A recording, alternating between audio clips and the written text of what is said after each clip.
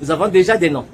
Donc, si vous exposez M. Damana Picasse à des traitements inhumains dégradants, si l'intégrité physique, psychique de M. Damana est touchée par quoi que ce soit, vous savez ce qui vous attend. Nous allons donc, au nom de la compétence universelle, introduire des plaintes ici en France. Et comme vous aimez bien visiter la France, nous allons nous croiser, que ce soit en Espagne, en Italie, en Belgique, au Canada, aux États-Unis. Ne vous en faites pas, la compétence universelle nous permet de saisir les autorités judiciaires de ces pays pour vous traquer aussi. Je pense qu'on s'est compris et nous comptons sur vous pour que ces droits soient respectés.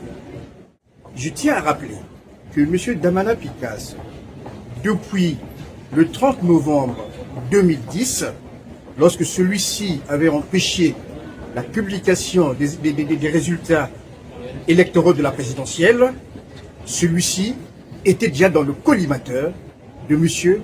Alassane Ouattara. Ça, il faut le rappeler.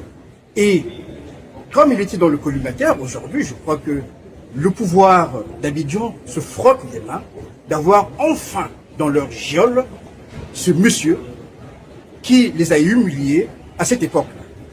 Je tiens à rappeler que M. Damana Picasse vient seulement grossir la masse carcérale des prisonniers politiques que M. Dramane Ouattara détient à la Maca.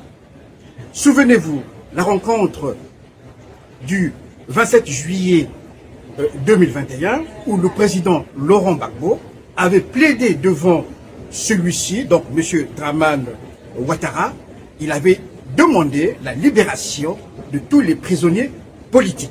Et jusqu'aujourd'hui, rien n'a été fait. Je tiens à rappeler quand même, du temps de M. Laurent Gbagbo, il n'y avait pas de prisonniers politiques. Et aujourd'hui, depuis hier, nous apprenons que celui-ci a été finalement interpellé et il est dans les liens carcéraux de M. Dramane Ouattara. Alors nous disons une chose simple, surveillons comme du lait au feu les règles de procédure pénale afférentes à la garde à vue. M. Damana Picasse doit bénéficier de toutes ces règles pour sa sécurité et la garantie de ses droits.